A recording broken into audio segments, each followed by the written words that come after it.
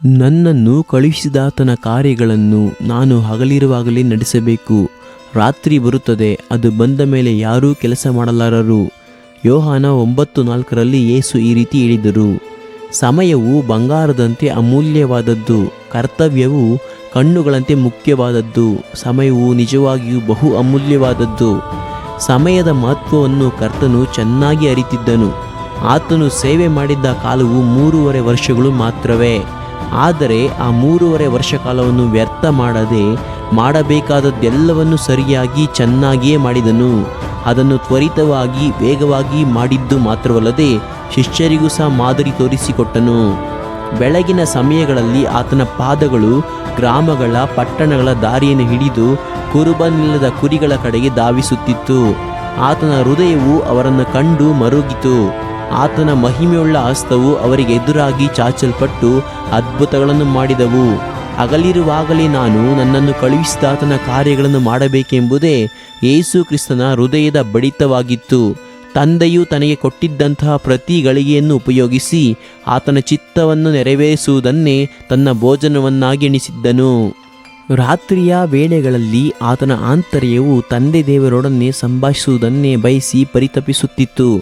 ಆತನು ಎಣ್ಣೆ ಮರಗಳ ಗುಡ್ಡ, ಗೆತ್ಸೆಮನೆ ತೋಟ ಇವುಗಳನ್ನು ಆರಿಸಿ ಪ್ರಾರ್ಥಿಸಲು ಹೋಗುತ್ತಿದ್ದನು.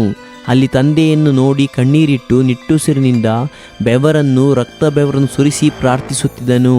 ರಾತ್ರಿಯ ಸಮಯವು ಆತನ ತೀವ್ರವಾದ ಪ್ರಾರ್ಥನೆಯ ಸಮಯವಾಗಿತ್ತು. ಕಾಲದ ಮಹತ್ವವನ್ನು ಲೋಕಕ್ಕೆ ತಿಳಿಯಪಡಿಸುವುದಕ್ಕೋಸ್ಕರವಾಗಿ ಆತನು ಕಾಲವನ್ನು ಇಬ್ಬಾಗಿಸಿದನು. ಒಂದು ಹಗಲಿನ ಕಾಲ, ಮತ್ತೊಂದು ಇರುಳಿನ ಕಾಲ ಅಥವಾ ರಾತ್ರಿಯ ಸಮಯ. ಒಂದು ಕ್ರಿಯೆ ನಡೆಸುವ ಹಗಲು ಸಮಯ, ಮತ್ತೊಂದು ಕ್ರಿಯೆ ನಡೆಸಲಾಗದಂತಹ ರಾತ್ರಿಯ ಸಮಯ. ಹಗಲಿರುವಾಗಲೇ ಕಾರ್ಯ ನಡೆಸಬೇಕೆಂದು ನಮ್ಮನ್ನು ಉತ್ತೇಜಿಸುತ್ತಾ ರಾತ್ರಿಯ ಸಮಯವನ್ನು ಕುರಿತು ಎಚ್ಚರಿಸಿದನು. ಈ ಎಚ್ಚರಿಕೆ ಧ್ವನಿ ಯಾರ್ಯಾರ ಕಿವಿಗಳಲ್ಲಿ ಧ್ವನಿಸಿತೋ ಅವರು ಸಮಯವನ್ನು ಸಾರ್ಥಕಗೊಳಿಸಿಕೊಂಡರು.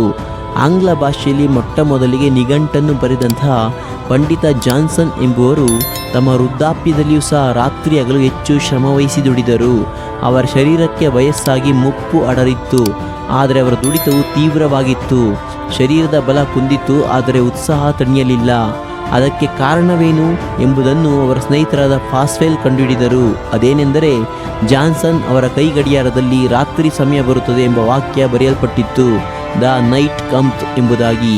ರಾತ್ರಿ ಬರುತ್ತದೆ ಎಂದು ಹೇಳಿದಂತಹ ಯೇಸುವಿನ ವಾರ್ತೆಯು ಆತನನ್ನು ಯಾವಾಗಲೂ ಉತ್ಸಾಹಪಡಿಸುತ್ತಲೇ ಎಚ್ಚರಿಸುತ್ತಲೇ ಇದ್ದಿತು.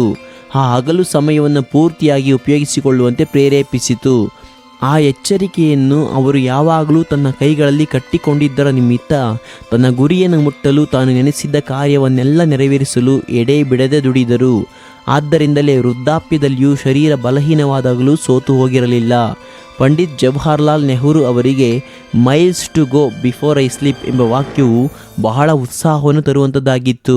ಅದನ್ನು ಅವರು ಬರೆದು ತನ್ನ ಮೇಜೆಯ ಮೇಲೆ ಇಟ್ಟಿದ್ದರು. ನಿದ್ರಿಸುವ ಮುನ್ನ ಮುಗಿಸಿ ಬಿಡಬೇಕು.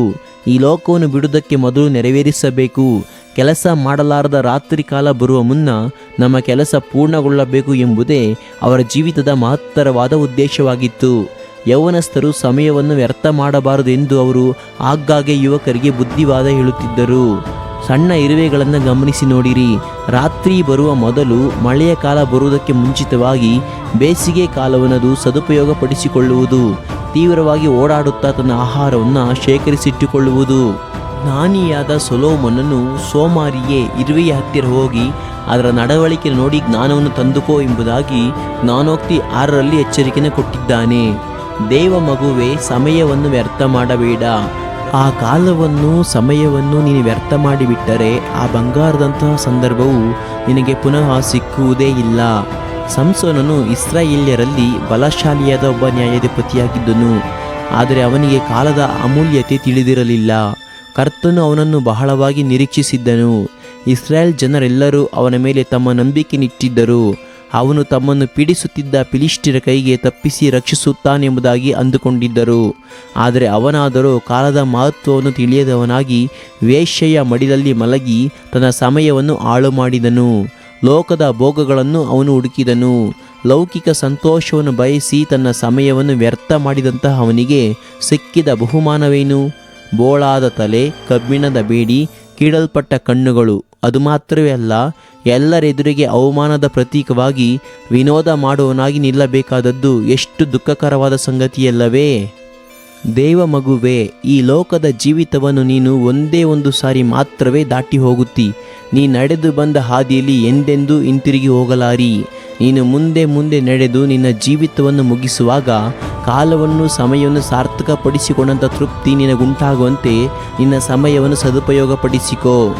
ಮನುಷ್ಯನ ಆಯುಷ್ಕಾಲ 20 ವರ್ಷಗಳು ಎಂದು ಅಂದುಕೊಂಡರೆ ಅದರಲ್ಲಿ ನಾವು ನಿದ್ರೆಯಲ್ಲಿ ಕಳೆಯುವುದು 23 ವರ್ಷಗಳು, ಆಹಾರ ಉಡುಪು ದುಡಿಮೆಗಾಗಿ 19 ವರ್ಷಗಳು, ಆಟದಲ್ಲಿ ಕಳೆಯುವ ಕಾಲ 9 ವರ್ಷಗಳು, ಊಟಕ್ಕಾಗಿ ಕಳೆಯುವ ಕಾಲ 6 ವರ್ಷಗಳು, ಪ್ರಯಾಣದಲ್ಲಿ ಕಳೆಯುವುದು 6 ವರ್ಷಗಳು, ಹುಟ್ಟು ತೊಟ್ಟುಕೊಳ್ಳುವ ಸಮಯ 2 ವರ್ಷಗಳು.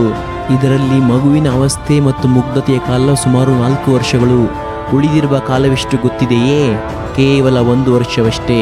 ಇದರಲ್ಲಿ ಸೃಷ್ಟಿಕರ್ತನನ್ನು ಹುಡುಕಲು ಸೇವೆ ಮಾಡಲು ಸಮಯವನ್ನು ಪ್ರತ್ಯೇಕಿಸಬೇಕಲ್ಲವೇ? ಅನೇಕರು ತಮಗೆ ಸಾಕಷ್ಟು ಸಮಯ ಇಲ್ಲವೆನ್ನುವರು. ಒಂದೊಂದು ದಿನವೂ ಸ್ವಲ್ಪ ಸಮಯವನ್ನು ಕರ್ತನಿಗೆಂದು ನಾವು ಪ್ರತ್ಯೇಕಿಸುವುದಾದರೆ ನಿತ್ಯ ಕಾಲವು ನಾವು ಆತನೊಂದಿಗೆ ಸಂತೋಷದಿಂದ ಉಲ್ಲಾಸ ಪಡಬಹುದು. ಒಟ್ಟು ಆಯುಸ್ಸಿನ ಕಾಲವು 70 ವರ್ಷಗಳು. ಅದರಲ್ಲಿ ದಶಮಾಂಶವಾಗಿ 7 ವರ್ಷಗಳನ್ನಾದರೂ ಕರ್ತನಿಗಾಗಿ ನಾವು ಆತನ ಸೇವೆಗಾಗಿ ನಾವು ಕೊಡಬೇಕಲ್ಲವೇ? ಮರಣಾನಂತರ ಮಾನವನ ಆತ್ಮ ಜೀವಿಸುವ ವರ್ಷಗಳೆಷ್ಟು? ಅದು ನಿತ್ಯ ಕಾಲವಾಗಿದೆ. 1000 ವರ್ಷಗಳು ಯುಗಾಂತರಗಳಾಗಿವೆ. ದೇವ ಮಗುವೆ, ಎಂದೆಂದೂ ನೀನು ಕರ್ತನ ಸನ್ನಿಧಿಯಲ್ಲಿ ಸಂತೋಷಿಸಿ ಉಲ್ಲಾಸಿಸಲು ಈಗಲೇ ಕರ್ತನಿಗೆ ಕೊಡಬೇಕಾದ ಸಮಯವನ್ನು ಸಂದರ್ಭಗಳನ್ನು ಉಪಯೋಗಿಸಿಕೊಳ್ಳುವೆಯಾ? ಯೇಸು ಕ್ರಿಸ್ತನು ಹೇಳಿದ ವಾಕ್ಯಗಳು ನಿನ್ನ ಹೃದಯದೊಳಗೆ ಪ್ರತಿಧ್ವನಿಸುತ್ತಲೇ ಇರಲಿ. ಹಗಲಿರುವಾಗಲೇ ನಾನು ನನ್ನನ್ನು ಕಳುಹಿಸಿದಾತನ ಕಾರ್ಯಗಳನ್ನು ಮಾಡಬೇಕು. ರಾತ್ರಿ ಬರುತ್ತದೆ, ಅದು ಬಂದ ಮೇಲೆ ಯಾರೂ ಕೆಲಸ ಮಾಡಲಾರರು. ಕ್ರಿಸ್ತ ವಿರೋಧಿಯ ಆಳ್ವಿಕೆಗೆ ಈ ಪ್ರಪಂಚ ಸಿದ್ಧವಾಗುತ್ತಿದೆ. ಎಲ್ಲೆಡೆ ಕ್ರಿಸ್ತ ವಿರೋಧಗಳು ಅತಿ ಹೆಚ್ಚಾಗುತ್ತಿವೆ. ಕರ್ತನು ಹೇಳಿದಂತಹ ರಾತ್ರಿಯ ಸಮಯ ಬಹು ಸಮೀಪಕ್ಕೆ ಬಂದಿದೆ ಎಂಬುದು ನಮಗೆ ಸ್ಪಷ್ಟವಾಗಿ ಕಾಣುತ್ತಲೇ ಇದೆ. ದೇವ ಮಗುವೆ, ಇನ್ನಾದರೂ ಎಚ್ಚರಗೊಳ್ಳು. ಕರ್ತನಿಗಾಗಿ ನಿನ್ನ ಸಮಯವನ್ನು ಉಪಯೋಗಿಸು. ದೇವರು ತಾನೇ ನನ್ನನ್ನು ಆಶೀರ್ವದಿಸಲಿ. ಆಮೇನ್.